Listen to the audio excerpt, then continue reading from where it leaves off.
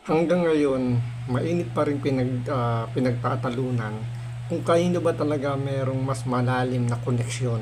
Itong si Franco Mabanta dito kay Pangulong Duterte o sa mga Duterte o dito kay Bongbong Marcos. Hanggang ngayon kasi yung pa rin yung yung mainit na pinagtatalunan yung sinabi ni Manang Claire Castro na hindi daw magkaibigan itong si Bongbong Marcos at si Franco Mabanta. So parang ang pinalalabas lang nila dito ano lang to, professionalism lang. So bilang empleyado at boss, dahil nga kinuha ni Bongbong Marcos na social media strategies itong si Franco Mabanta. So hanggang doon lang, at sinasabi pa ni Manang Claire Castro na parang may panahon lang nagkasama sa trabaho dahil nga kinuwang social media strategies itong si Franco Mabanta. So walang ganung kalalim na koneksyon itong si Franco Mabanta dito kay Bongbong Marcos. Kaya dito ipapakita rito ni Banat Bay kung sino ba talaga sa dalawa ang merong mas malalim na koneksyon, itong sa mga Duterte ba o dito kay Bongbong Marcos. Kaya ito panoorin po natin, pero syempre bago ang lahat, kung hindi ka pa nakasubscribe sa Makapili TV, baka naman pwedeng pakipindot po muna yung subscribe button at the same time palike na rin po ng video, wala naman pong bayad yan, kaya pindot na. So ito panoorin po natin.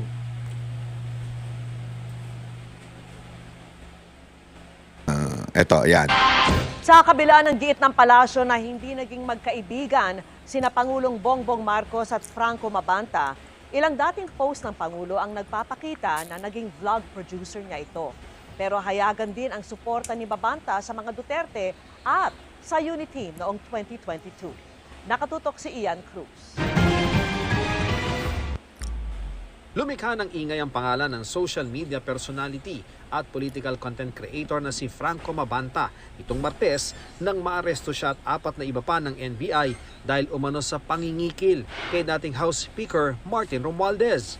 Maring itinanggi ni Mabanta ang ibinibintang sa kanya at mga kasama bago nakilala bilang founder ng Peanut Gallery Media Network. Nagsimula muna siya bilang commercial model at VJ ng isang music channel noong early 2000s. Naging events host din siya. Kalunan ay nakilala siya sa social media at isa pa nga sa mga inimbitahan sa pagdinig ng Senado noong 2017 kaugnay sa pagkalat ng fake news at disinformation kasama ang ilang kilalang vloggers at social media personalities. Naging producer rin si Mabanta ng vlog ng nooy dating Senador Bongbong Marcos base sa videong ito na pinost ni Marcos noong 2018 at noong March 1, 2018, pinost ni Mabanta ang surprise birthday. Tingnan ninyo yung comparison, ha. Ito yung mga ginawa ng Marcos kay Mabanta. Yung comparison nila tungkol kay Duterte, mamaya. Party para sa kanya sa Forbes Park kung saan kasama sa sumurpresa sina Marcos at asawa niyang si Lisa na tinawag niyang tito at tita. Sa isang Facebook post noong September 13, 2019, karawan ni Marcos, sinabi ni Mabanta na naging strategist at chief social media director siya ng mga Marcos, bagay na hindi niya naranasan sa kanyang buhay. Pero sa press briefing ni Yusek Claire Castro sa Malacanang, sinabi nitong hindi naging kaibigan ng Pangulo si Mabanta, sabay sabing dapat daw tingnan ang kaugnayan ni Mabanta sa mga Duterte. Kung titingnan ang mga social media post ni Mabanta, malinaw ang kanyang pahayag ng suporta para kay dating Pangulo. Eto, suporta. Ibig sabihin, supporter lang po siya nun. Binigyan ko na kayo ng konteksto eh.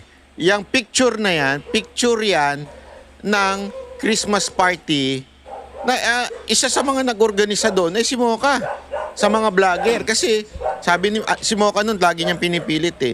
Mr. President, bigyan natin ng Christmas party at pasasalamat itong mga social media vloggers na sumusuporta sa iyo.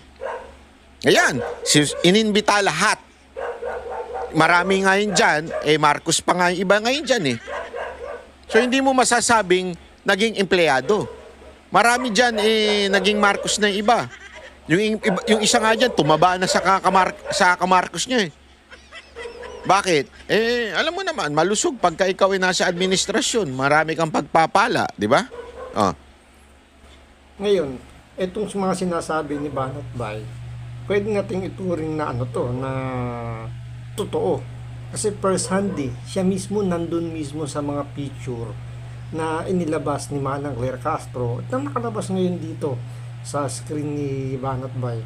Kumbaga, pinaliliwanag niya yung konteksto ng picture na yan, saan yan, ano bang meron dyan. Diba, malinaw na malinaw kung ano yung ibig sabihin ng picture. At the same time, yung comparison na sinasabi rin ni Banat Bay na kay Pangulong Duterte, naghahayag lang siya ng suporta. So, hindi siya talagang literal nakakilala. Pero, sumusuporta lang siya.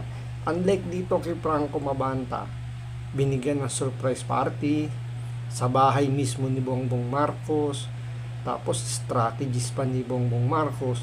So, yung lalim ng pagkakakilala nila, mas maano mo ngayon, mas madedetermine mo na mas malalim yung kay Bongbong Marcos kasi tinawag pang tito, tinawag pang tita.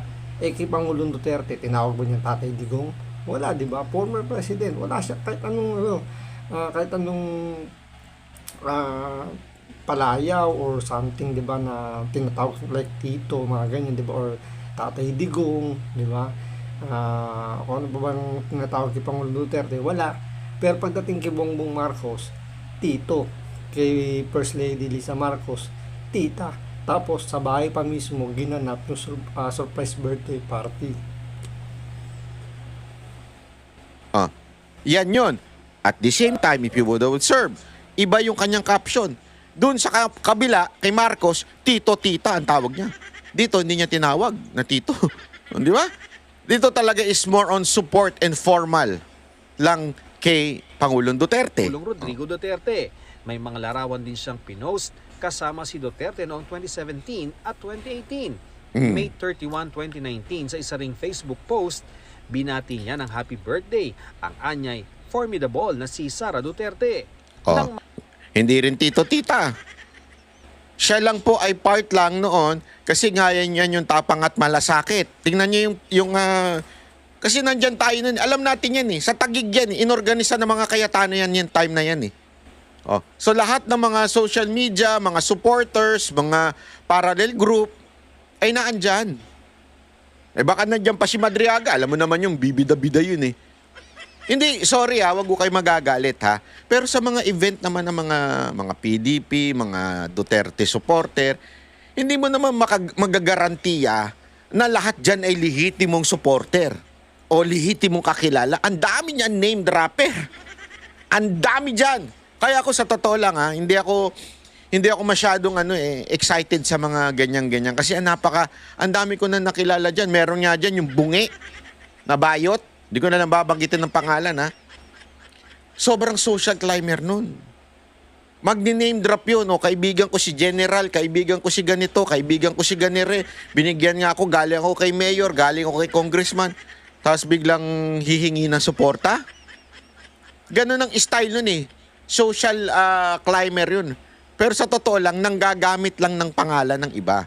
Siyempre, tayo naman, umuoo lang tayo. Kasi sabi ko nga sa inyo, eto ugali ko Alam ko naman kung isang tao naglalaro, bullshit lang, or talagang loyal o talagang merong paninindigan.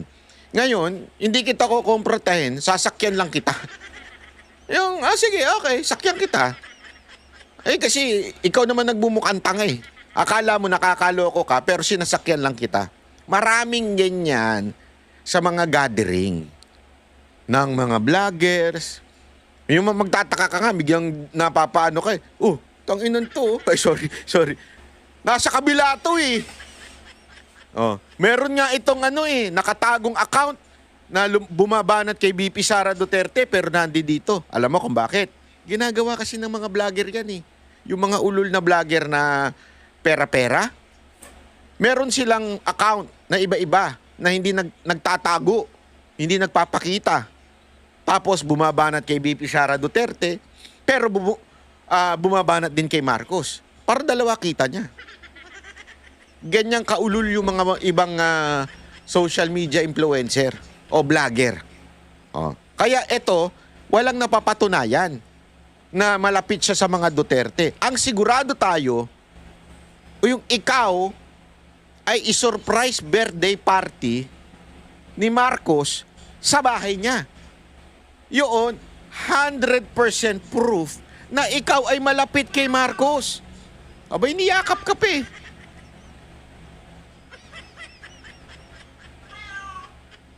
Kay Pangulong Duterte, may yumakap sa kanya. Yung bayot, di ba? Pero alam mong, gusto lang gamitin si Pangulong Duterte, pero hindi yumakap si Pangulong Duterte. Eto hindi po ako nagyayabang ha. Ito ay with all my humility and all the nakakita kayo kay Pangulong Duterte na naglabas siya ng video o picture na pinapanood ng ibang vlogger? Hindi ito totoo. Wala, di ba? Pero tayo ilang beses tayo naglabas niyan na talagang pinapanood tayo ni Pangulong Duterte. Pero never kong kinlame na close kami. Hindi ko sinabi yan ever. Kasi nagagalit ako sa mga ganyan. Yung social climber na ganyan. Ang dami na ngayon yan eh. Di ba? Eto, kita nyo. Yung picture niya parang nakipicture lang. Hindi, Parang kay Madriaga, di ba, nung may isang picture siya doon na hindi naman pala siya yung tunay na guest. Kumbaga siya proxy lang. So nagpa-picture. So pinaunlakan lang ni BP Sara. Tapos yung sa mga picture doon sa Zoom meeting na hindi naman pala siya talaga yung dapat nakaupo doon sa camera na yun or yung sa account ng Zoom na yun. Pero kiniklaim ni Madriaga na kilala niya. Meron silang personal relationship or working relationship ni BP Sara. So, same thing na ginagawa dito. So, itong picture na to, Galawang Trillanes yan.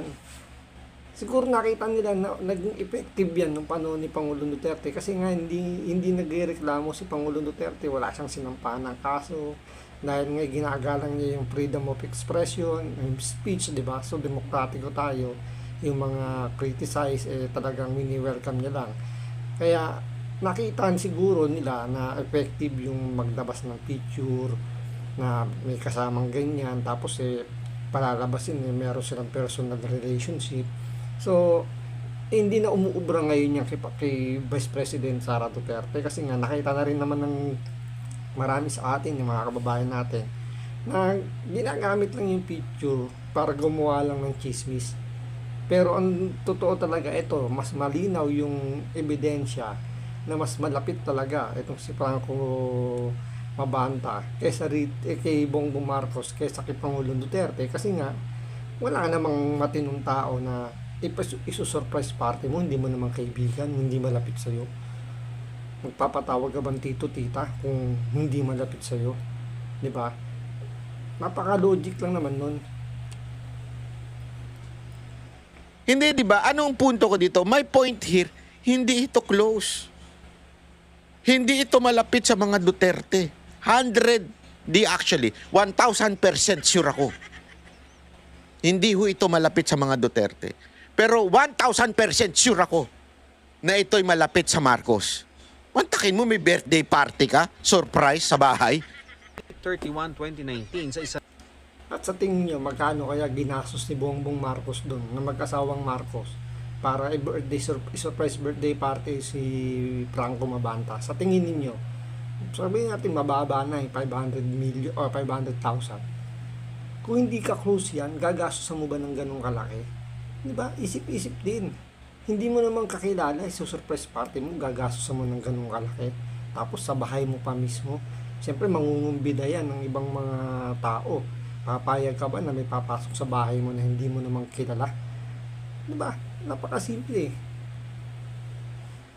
sa isa ring Facebook post, binati niya ng happy birthday ang anyay formidable na si Sara Duterte. Nang magsimula rin ang kampanya noong eleksyon 2022, hayagan din ang kanyang pagsuporta sa unity ni Marcos at kanyang katandem na si Duterte, pati na sa kanilang senatorial slate.